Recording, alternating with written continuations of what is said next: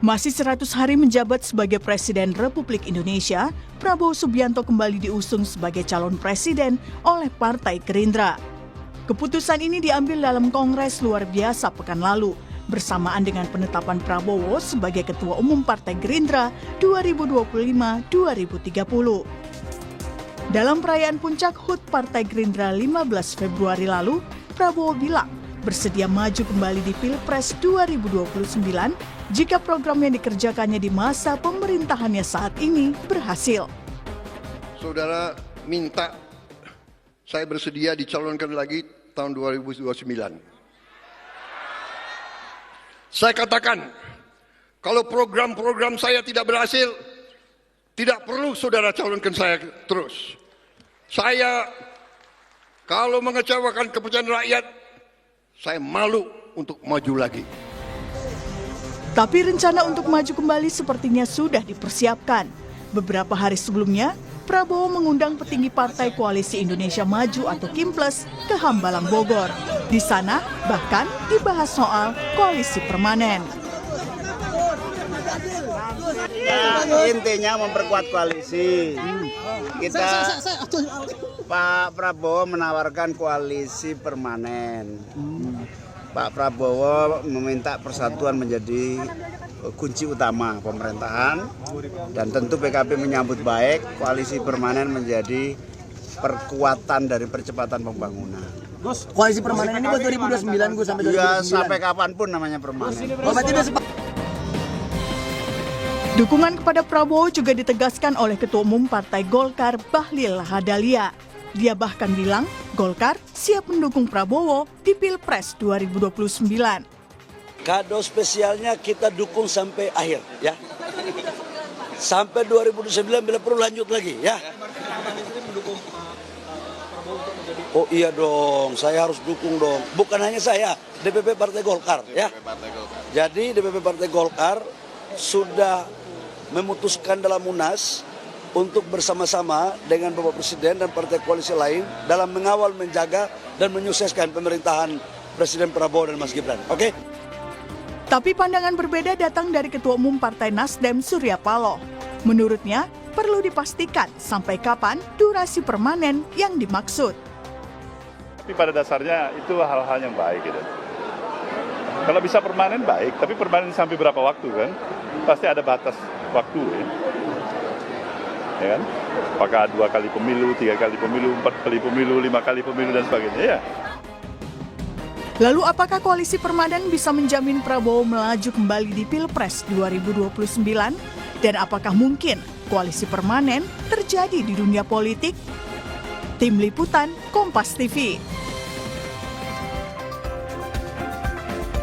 Terima kasih Anda masih bersama kami dalam Sapa Indonesia Pagi. Saudara, baru 100 hari menjabat sebagai Presiden Republik Indonesia, Prabowo Subianto kembali diusung sebagai calon presiden oleh Partai Gerindra. Meski Prabowo bilang bersedia maju kembali jika programnya berhasil. Toh jalan menuju itu sepertinya sudah dipersiapkan. Salah satunya adalah dengan membentuk koalisi permanen. Mungkinkah koalisi permanen diwujudkan? Dan bagaimana peluang tokoh lain di Pilpres 2029? Mengingat tidak ada lagi presidensial threshold 20%. Kita akan bahas di pagi hari ini bersama dengan sejumlah narasumber melalui sambungan Zoom dan juga hadir ke studio melalui sambungan daring ada politisi Partai Gerindra Muhammad Haikal. Selamat pagi Pak Haikal. Selamat pagi. Apa kabar, baik ya? Baik, alhamdulillah. Iya, kemudian ada politisi PDI Perjuangan, ada Mas Guntur Romli. Selamat pagi, assalamualaikum Mas Guntur. Waalaikumsalam, selamat pagi Mbak Larasati. Oke, baik. Kemudian di studio sudah hadir bersama saya, Studio Orange Kompas TV, ada juru bicara Anies Baswedan, Bung Syahrin Hamid. Selamat pagi, assalamualaikum Bung Syahrin. Waalaikumsalam. Ya, oke. Ini menarik betul begitu ya, karena dalam beberapa hari yang lalu begitu Partai Gerindra mendeklarasikan pencalonan Prabowo Subianto untuk dicalonkan kembali menjadi calon presiden di 2025. Kemudian di saat yang bersamaan tanggal 14 Februari kalau tidak salah, koreksi Pak Muhammad Haikal, Partai Gerindra kemudian diundang begitu ya, atau mengundang para ketua umum partai politik di Kim Plus begitu untuk menyatukan visi kembali koalisi permanen untuk mencalonkan seorang Prabowo Subianto di 2025 sebagai presiden. Apakah semuanya sudah satu suara? Saya rasa mungkin runutannya nggak persis seperti itu. Kita waktu awal itu mengadakan Rapimnas yang memang sudah disepakati akan kita laksanakan sekitar tanggalan ulang tahun kita. Ulang tahun Partai Gerindra sebetulnya tanggal 6 Februari, tapi kan biasa kita menyesuaikan dengan jadwal yang memungkinkan, akhirnya diputuskan rangkaiannya itu 13, 14, 15 itu. Nah, kita awali dengan Rapimnas, dan pada saat Rapimnas kan ada dinamika di luar yang kita sama-sama rasakan hari ini mengenai Impres 1 tentang efisiensi. Nah, semangat itu kita bawa ke Rapimnas kita, karena Rapimnas ini kan menuju ke Kongres. Kongres yang sebetulnya hasilnya nanti kira-kira akan sudah kita rasakan di dalam Rapimnas. Hasilnya akan kita menetapkan Pak Prabowo lagi, kita akan mengusung dan meminta Pak Prabowo untuk jadi Ketua Umum dan KDP sekali lagi. Dan bahkan kita akan meminta beliau untuk maju untuk Pilpres 2029. Akhirnya ditawarkan di forum di dalam Rapimnas itu, apakah ini mau langsung dirubah, dan saat itu forum langsung spontan semuanya mau, dan akhirnya itu langsung dirubah dalam forum itu juga, dan akhirnya menjadi kongres luar biasanya Partai Gerindra untuk menetapkan kepemimpinan sampai 2030. Dan itu kan keputusannya pertama kita menerima pertanggungjawaban DPP atas periode sebelumnya, menetapkan Pak Prabowo sebagai Ketua Umum, menetapkan Pak Prabowo sebagai Ketua Dewan Pembina untuk periode berikutnya, dan juga menetapkan beliau sebagai formatur tunggal kepengurusan periode berikutnya. Dan yang mungkin lagi heboh di luar ini kan kita mengusung beliau lagi sebagai calon presiden 2029.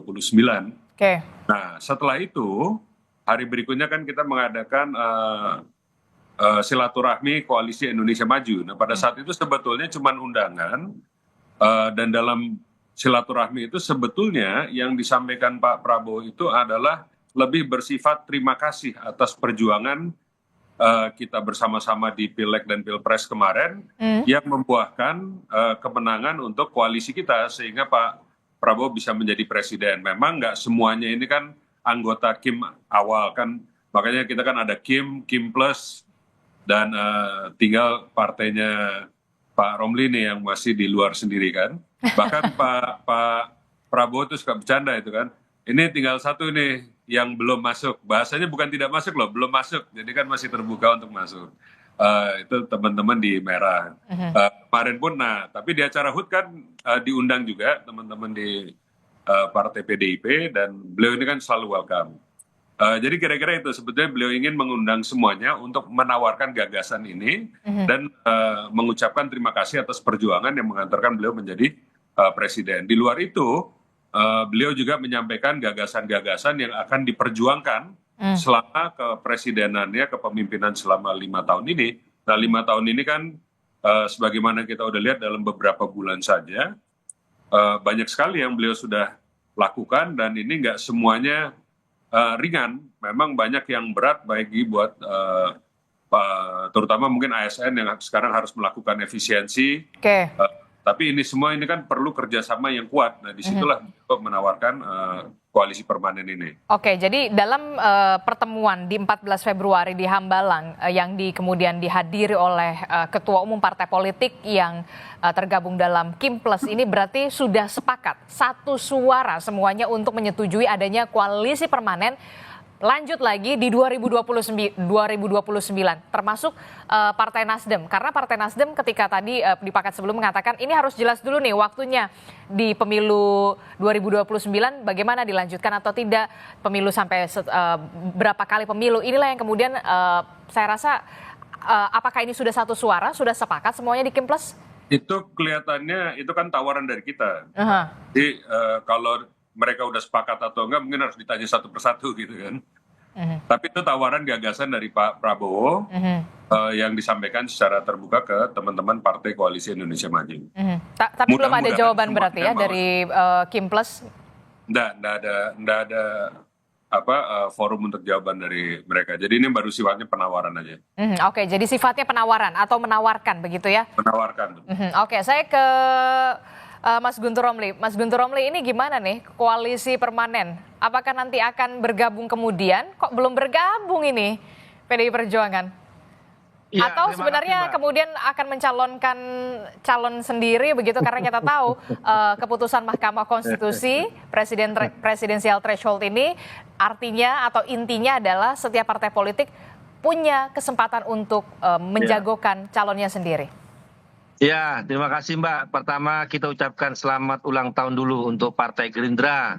Sukses terus Partai Gerindra dan Pak Prabowo. Ini kan yang ke-17 Sweet 17 ya. Saya kira ini umur yang sangat berarti untuk perjalanan Partai Gerindra. Kemudian yang kedua terkait koalisi permanen, ini kan sebenarnya tawaran kepada koalisi Indonesia Maju secara internal kalau menurut kami. Nah sampai saat ini kan PDI Perjuangan bukan anggota dari koalisi Indonesia Maju. Jadi sebenarnya kami itu tidak punya hak untuk memberikan komentar. Karena ya itu kan terserah lah ya gimana koalisi itu membentuk dalam arti persekutuannya apakah permanen atau bagaimanapun itu kan terserah lah. Namun kalau kami sendiri itu kan sampai saat ini menunggu Kongres posisinya kan tetap berada di luar pemerintahan. Ini kan merupakan amanat Rakernas PDI Perjuangan yang kelima tahun lalu yang sudah menegaskan bahwa PDI Perjuangan akan berada di luar pemerintahan, akan merawat check and balances, kemudian sebagai kekuatan penyeimbang untuk merawat demokrasi, untuk merawat kebebasan yang ada di Indonesia. Ini bagi kami sangat penting karena selain juga ada kelompok-kelompok katakanlah yang berkuasa, yang memerintah, tapi kan juga ada kelompok yang juga harus memberikan pengawasan. Itu, Mbak. Berarti kalau memang belum jadi member Kimples, nah berarti belum ada keputusan ya? Apakah nanti kita akan lihat di Kongres PDI Perjuangan nantinya? Atau Rakernas? Ya itu Kongres tahun ini itu akan segera ditetapkan bagaimana terkait dengan sikap politik. Namun sekali lagi kami ingin menegaskan bahwa meskipun PDI Perjuangan berada di luar pemerintahan, tidak dalam arti yang anti ya atau hanya menolak programnya Pak Prabowo, enggak. Ya, kita mau kritik yang proporsional. Mana yang akan kita dukung, mana yang harus kita kritik. Jadi tetap dalam rangka yang proporsional, Mbak. Jadi tidak hanya anti saja, tidak gitulah. Begitu, Mbak. Oke, jadi kalau untuk 2029 masih jauh ya?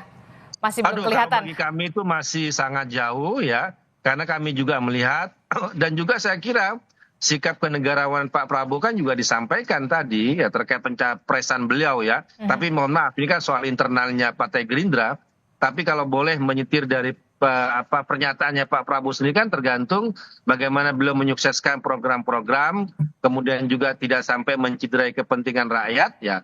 Ya bagi kami itu kan sikap yang negarawan yang diucapkan oleh beliau. Nah kalau bagi kami sendiri di PDI Perjuangan ya itu terlalu jauh masih untuk membicarakan soal pencapresan karena ini masih juga baru 100 hari untuk pemerintahan yang sekarang. Kita akan terus melihat ya bagaimana perkembangan dinamika respon yang ada di masyarakat, apalagi dalam kemarin kemudian hari ini kita juga menonton menyaksikan bagaimana aksi-aksi dari mahasiswa yang juga memberikan aspirasi.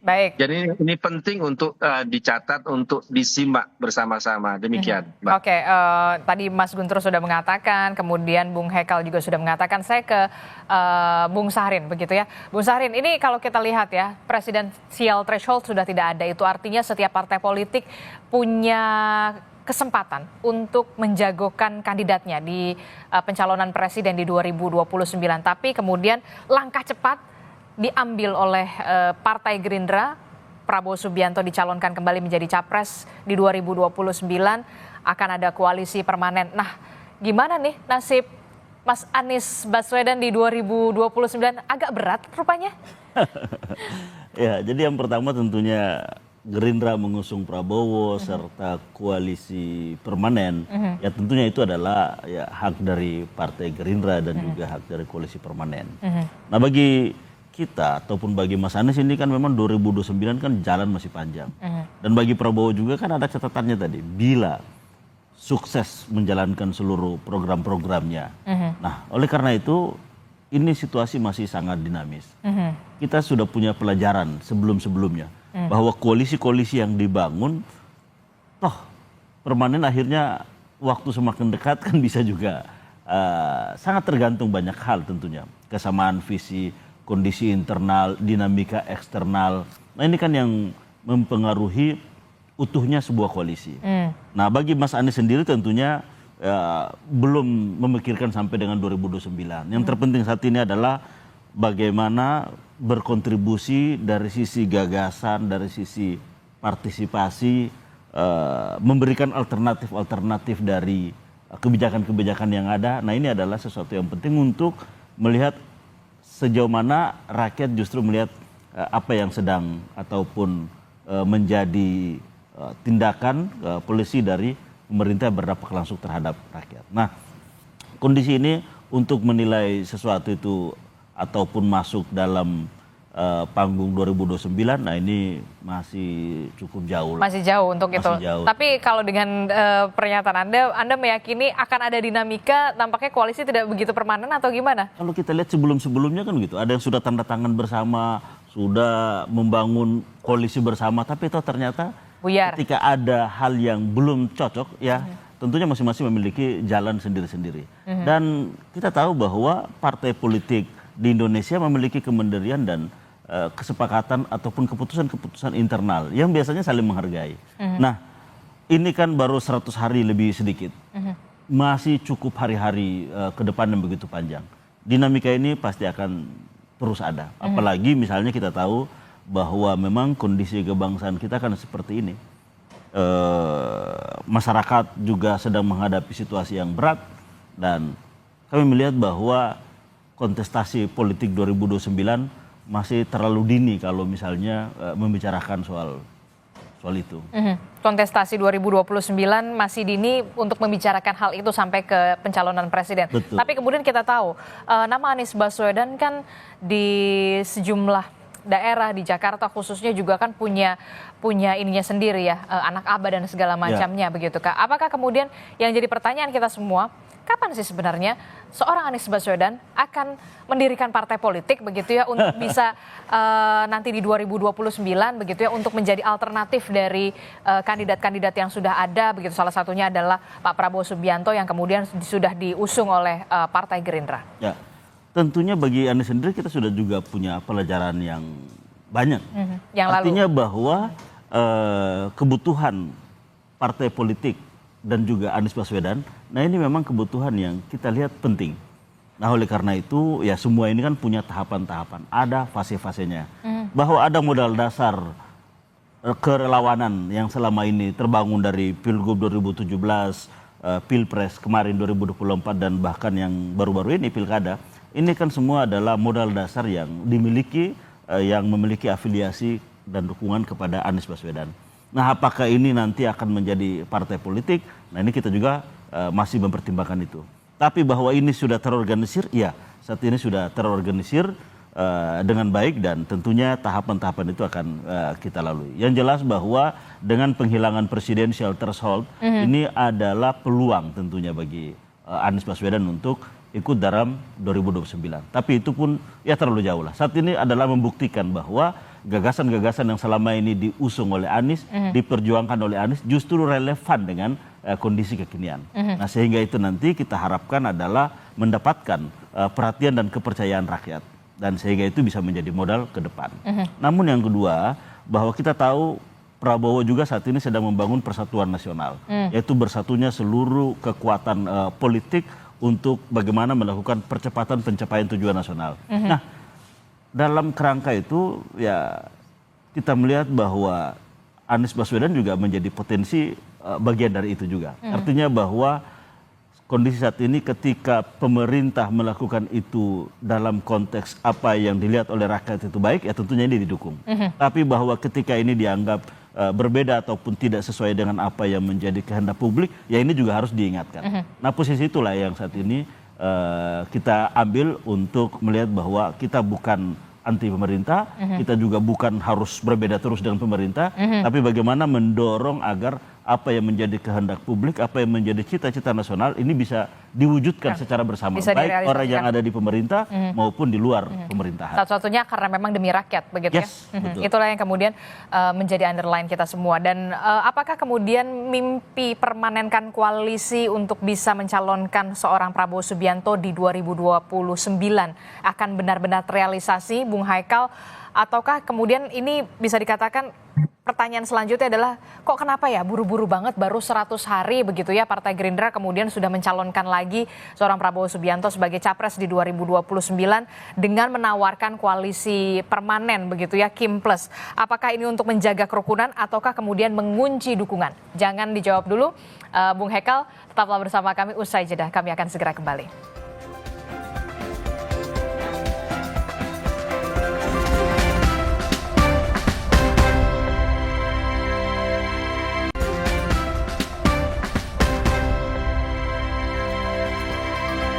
Terima kasih Anda masih bersama kami dalam Sapa Indonesia Pagi. Saudara, kita masih membahas soal mimpi dari koalisi Indonesia Maju Plus begitu ya, untuk bisa terwujudnya Partai Gerindra, terwujudnya koalisi Indonesia Maju Plus di koalisi permanen begitu dengan mencalonkan kembali seorang Prabowo Subianto di 2029.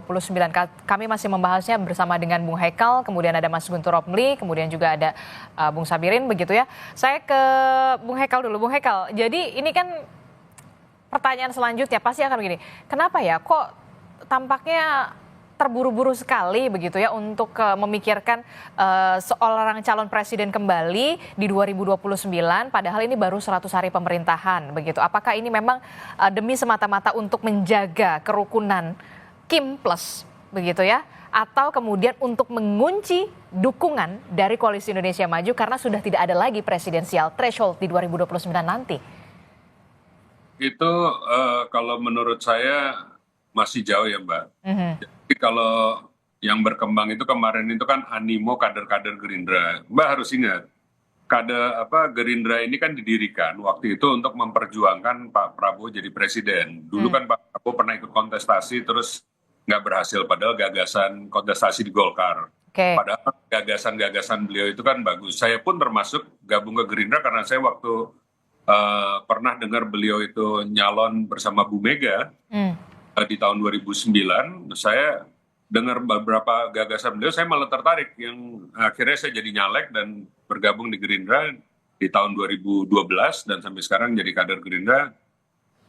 Dan pada saat itu kita di 2014 pun sudah bikin koalisi yang waktu itu rencananya koalisi permanen, itu KMP kan.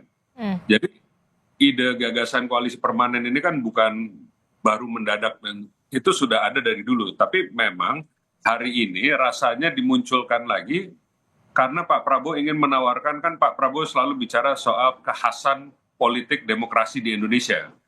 Beliau bilang kita jangan tiru-tiru lah demokrasi di luar negeri. Itu kadang-kadang ada yang merasa kalau udah dengar di luar negeri begini itu pasti benar. Nah, kita di Indonesia ini kan punya kekhasan sendiri, ya kita ikutin di sini. Kita ini jangan bersaing terus seakan-akan kita berlawanan. Kita ini bukan berlawanan, kita ini bertanding tapi berkawan karena semua partai tujuannya mulia untuk mewujudkan yang paling baik untuk rakyat Indonesia. Nah, sedangkan untuk mewujudkan itu perlu kerjasama.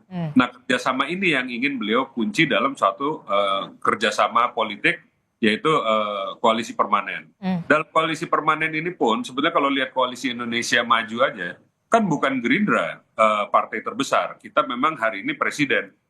Tapi kita partai kedua terbesar gitu kan. Nah, Pak Prabowo pun itu kan hanya bisa maju satu periode lagi. Kalau kita bicara mau mewujudkan Indonesia emas ini kan sampai 2045, Pak Prabowo cuma sampai, kalaupun terpilih nih, kalaupun beliau mau maju lagi nanti 2034 nih, masih ada 11 tahun lagi setelah itu gitu kan.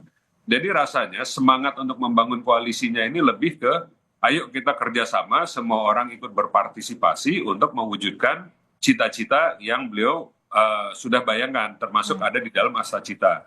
Sekarang lagi diperjuangkan keras itu kan ke swasembadaan pangan, swasembada energi, program makan bergizinya. Kenapa beliau ingin sekali, kan ada kalau mau dengarkan beliau pidato-pidatonya, itu kalau bisa bangsa kita itu berdiri di atas kaki kita sendiri. Itu malah masuk beliau ingin mewujudkan cita-citanya Bung Karno. Kenapa? Supaya kita ini nggak selalu menjadi negara yang terlalu rentan. Kita ini khawatir kalau kurs di luar negeri berubah. Kalau ada perang di luar negeri, kita khawatir. Ada misalnya gejolak terkait distribusi minyak atau suplai minyak di luar negeri, kita khawatir. Nah, karena kita rentan, kita ini sangat tergantung kepada impor. Nah, kalau kita swasembada segala macam, kita ini nggak terlalu khawatir. Kalau ada gejolak-gejolak di luar, kita ini. Nah, untuk mewujudkan itu perlu kerjasama kita semua. Perkara kita sedang bersaing politik dalam kontestasi pemilu dan seterusnya, itu kan cuma ajang pertarungan. Nanti kita saling menghormati, yang menang ya sudah. Dan ini kan sudah diajarkan juga di dalam pemilu kemarin, di mana Pak Jokowi mengajak Pak Prabowo untuk bergabung. Dan hasilnya alhamdulillah kita bisa melewati fase-fase berat di Indonesia seperti COVID dengan aman. Nah itu kelihatannya mau dikembangkan lagi, oh ternyata memang pola ini bisa dijadikan kekhasan demokrasi di Indonesia. Jadi mengunci kerjasama bukan mengunci dukungan ya? Iya betul. Begitu ya Bung Hekal ya, jadi tidak ada mengunci dukungan begitu ya, walaupun memang partai politik. Masih lama Mbak. Masih lama begitu ya, ya itulah kemudian politik begitu ya. Nah, tapi gimana nih, ada yang mau ngajak PDIP nggak sih sebenarnya? PDIP-nya kalau nggak salah yang belum mau bergabung.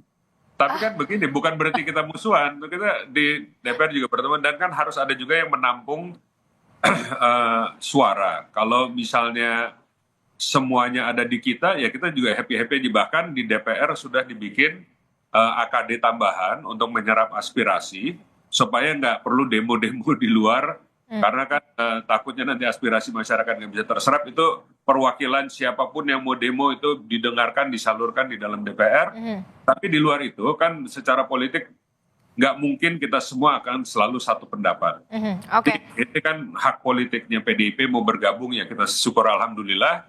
Bukan berarti di dalam koalisi terus nggak boleh saling kritis. Kita boleh kritis asal kritis membangun dan kritik yang benar, bukan saling menghujat dan seterusnya gitu kan. Kritik yang konstruktif bukan yang destruktif begitu ya. Mas Guntur, gimana nih? Iya, kalau seperti saya sampaikan tadi bahwa sikap PD Perjuangan sampai saat ini kan masih menunggu Kongres, Mbak. Jadi prinsipnya itu dulu. Nah, ketika tadi disampaikan oleh Bung Haikal terkait koalisi permanen, ya kalau tujuannya untuk menyukseskan program-program Pak Prabowo, ya itu ya baik-baik saja. Cuma karena kami dalam posisi yang saat ini berada di luar pemerintahan, kami kan hanya ingin mengingatkan bahwa jangan sampai konsolidasi kekuasaan atau yang namanya koalisi permanen itu bisa menghadirkan kekuasaan yang absolutisme. Nah ini kan sangat berbahaya kalau ini sampai terjadi. Karena kan kita tahu ada gium klasik dari Lord Acton itu, power tends to corrupt and absolute power corrupt absolutely.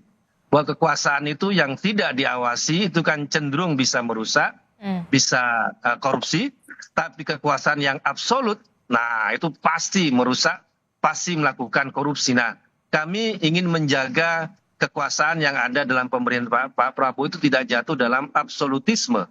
Karena kalau kami juga memandang ada surveinya indikator itu kan approval ratingnya untuk Pak Prabowo itu kan bagus 80%. Betul. Tapi ada survei lain dari kedai kopi, ketika yang disurvei itu kabinet kan kepuasan itu baru 40%. Nah adanya jeda, adanya perbedaan yang besar antara kepuasan kepada Pak Prabowo dengan kabinet, saya kira ini menjadi tantangan ke depan dalam pemerintahan Pak Prabowo, bahwa tidak semuanya kebijakan yang disampaikan oleh Pak Prabowo bisa langsung dieksekusi oleh kabinetnya. Nah, dalam posisi inilah PDI Perjuangan melihat, ingin mengawasi, ingin membersamai, dalam arti tetap berada di luar pemerintahan untuk menjalankan tugas sejarah, tugas demokrasi, yaitu bahwa tetap harus ada kontrol, ada check and balances, ada pengawasan untuk menyehatkan pemerintahan, menyehatkan demokrasi, dan menyehatkan kekuasaan itu sendiri untuk memastikan benar-benar bagi kepentingan rakyat. Begitu, Mbak. Oke, gimana Bung Hekal? Ini kalau kata Mas Guntur Romli, kalau komposisinya koalisi permanen, begitu semuanya berada dalam satu koalisi bahkan permanen, yang dikhawatirkan adalah kemudian kekuasaan yang absolut, yang justru merusak, begitu. Nah, kalau kita itu pendapatnya seperti yang tadi disampaikan oleh Pak Prabowo, bahwa kita ini harus bikin ke demokrasi yang khas Indonesia. Demokrasi yang gotong royong, yang kita nggak perlu terlalu khawatir bahwa kita ini nanti dihujat atau dicaci maki dengan model-modelan yang ada di luar negeri. Karena kita ini memang, bangsa kita ini bangsa gotong royong, bangsa kompromi. Rasanya kita semua hari ini harus pikirkan tentang musuh di luar ketimbang musuh di dalam gitu kan. Kita bukan mau cerita absolute power untuk corrupt absolutely. Justru yang dilawan oleh Pak Prabowo hari ini kan malah korupsi total. Ini di dalam pemerintahannya seperti yang beliau sudah sampaikan, ini kita sedang eksekusi efisiensi. Yang pasti merasa terganggu ini kan orang-orang yang selama ini menikmati korupsi-korupsi itu. Nah, ini yang menjadi lawannya. Nah, justru koalisi yang ditawarkan ini justru untuk melawan kejahatan yang sekarang sudah terbiarkan terjadi selama ini. Nah, ini beliau menawarkan kita bergabung, yuk kita lawan supaya benar-benar kita wujudkan cita-cita bangsa Indonesia merdeka sebagaimana yang diharapkan para pendiri bangsa kita. Kalau kita mengikuti pola-pola yang ajarkan oleh bangsa luar, buktinya kita nyampainya malah ke sini gitu. Kira-kira gitu. Oke, kalau dari Mas Sabirin sendiri, untuk Anies ke depannya akan seperti apa? Apakah kemudian nanti akan ke partai politik begitu, mendirikan partai politik sendiri dengan adanya presidensial threshold ini memang sudah tidak ada lagi, kemudian karena setiap partai punya hak untuk mencalonkan presidennya, ataukah kemudian justru malah bergabung ke salah satu partai politik yang sudah existing? Ya. Ya, jadi gini, ya ini kan berarti kan soal kontestasi 2029. Dan ini ya tentunya masih jauh. Ya bisa jadi di 2029 Anies sudah dengan partainya, misalnya, kan kita juga belum tahu. Nah, sehingga yang paling terpenting adalah saat ini kalau misalnya Pak Presiden Prabowo ini betul-betul memegang kendali, pegang bendera pemberantasan korupsi misalnya, nah itu memang harus ditunjukkan untuk mendapatkan kepercayaan publik, kepercayaan rakyat. Nah, sehingga kita akan efisiensi, ya maka Prabowo juga menunjukkan bahwa dia sedang melakukan efisiensi di lingkungan kekuasaannya. Melakukan pemberantasan korupsi, maka dia juga harus menunjukkan bahwa memang sedang melakukan penegakan hukum. Ada pemberantasan korupsi, tidak menjadikan misalnya seperti sebelum-sebelumnya, bahwa hukum justru dijadikan sebagai alat untuk menekan dalam konteks memperoleh kekuasaan. Nah, saya kira inilah yang justru yang paling penting untuk dikawal, sehingga memang tidak mesti dipaksakan semua harus sama. Justru bagaimana agar ada kekuatan yang mengkontrol, tidak secara absolut kekuasaan itu oleh eksekutif, tapi bahwa ada juga kekuatan di luar yang terus melakukan mengawasi, melakukan check and balance, bahkan melakukan alternatif pilihan kebijakan yang sehingga rakyat bisa melihat bahwa oh ini yang relevan, oh ini yang tidak relevan, oh ini yang konsisten, ini yang tidak konsisten, oh ini yang dapat dipercaya, ini yang tidak dapat dipercaya. Nah, saya kira 5 tahun ke depan rakyat memiliki penilaian itu. Dan pada saat itulah tentunya pilihan-pilihan terhadap kontestasi pilpres itu juga sangat berpengaruh tentunya. Dan saat ini modal yang dimiliki oleh Prabowo kan cukup tinggi, bahwa ada kepuasan publik 80% lebih. Nah, ini juga tentunya adalah sebuah modal dasar yang cukup. Dan kita tahu bahwa petahana di mana-mana ya sering kali kan memang cukup kuat. Nah, sehingga kekhawatiran itu, konsolidasi yang sangat awal ini ya menurut kami ya itu memang betul-betul adalah hak, tapi bahwa prioritasnya mestinya adalah bagaimana nasib rakyat saat ini, imbas dari kebijakan yang diambil. Nah, terkait dengan Anies sendiri ya, kami melihat bahwa partai-partai ini ya buktinya kan koalisi permanen juga kan belum sepenuh hati juga oleh semua partai-partai yang ada. Artinya bahwa situasi ke depan jelang 2029, nah ini masih sangat bisa berubah. Jadi Anda mau mengatakan koalisi yang sekarang untuk koalisi permanen masih setengah hati? Koalisi untuk permanen untuk pemerintahan bisa jadi iya. Tapi untuk bahwa untuk 2029? kontestasi 2029 ya bisa jadi belum utuh untuk kita. Nah itu gimana tuh Bung Hekal? Kalau untuk koalisi sekarang oke, masih solid. Tapi untuk 2029 katanya Bung Syahrin jangan-jangan masih setengah hati nih. Ya kan namanya kalau koalisi permanen itu kan tanpa batas waktu. Tapi ini kan juga bukan didefinisikan koalisinya apa. Kayak Pak Prabowo itu kan bicara kalau memang koalisi ini kita di dalam pertandingan ada satu yang menang, satu yang kalah, terus kita kerjasama lagi gitu kan, bukan berarti terus kita jadi pecah kongsi gitu kira-kira. Tetap kita berkontestasi di dalam koalisi kita, tapi yang kita sepakati itu adalah kita akan selalu bekerja sama, bukan saling kalau menang terus jadi musuh saya gitu kan, dan sebaliknya gitu kan. Jadi kira-kira konsep itu yang harus dibahas dan dimatangkan antara teman-teman di koalisi, dan itu saya rasa nanti kan diskusinya akan berlanjut. Ini kan baru tahapan ditawarkan, tinggal dimatangkan oleh para ketum parpol. Pak Prabowo kan orangnya sangat suka berdialog dengan rekan-rekan koalisi, dan termasuk yang belum masuk koalisi juga pasti akan diajak berdiskusi. Saya rasa komunikasi politik antara Partai Gerindra dengan partai-partai lain kan sampai hari ini juga alhamdulillah cukup bagus. Nggak ada yang memaksa, ini kita bicara koalisi hari ini kalian harus tanda tangan sumpah pocong atau apa gitu kan, nggak ada ini. Ini kan masih tahap awal sekali, tapi saya rasa benar-benar ini tujuannya adalah kita ini sama-sama kerjasama untuk melalui beberapa PR yang berat yang ada depan mata kita sekarang, bukan bicara tentang pemilu 2029. Tahun ini aja nih banyak nih. Baru kemarin Pak Prabowo sudah mengumumkan DHE 1 tahun, dana hasil ekspor ditahan, terus nanti akan ada paket-paket lain yang harus dilakukan, yang mungkin nggak semuanya akan membuat happy pelaku industri ataupun lain-lainnya. Nah ini kan harus ada sepemahaman di antara pimpinan-pimpinan partai politik bahwa tujuan kita ini loh, kita pengen wujudkan ini. Dalam perjalanannya mungkin harus ada beberapa perubahan dalam pengaturan negara, dan ini kalau nggak kita semua satu bahasa satu ini bisa-bisa nggak sukses berjalannya kan. Sedangkan itulah yang diharapkan adalah kekompakan kita kerjasama untuk mewujudkan asta citanya Pak Prabowo, yang mudah-mudahan semua ini juga dalam sejalan untuk mewujudkan Indonesia Emas 2045.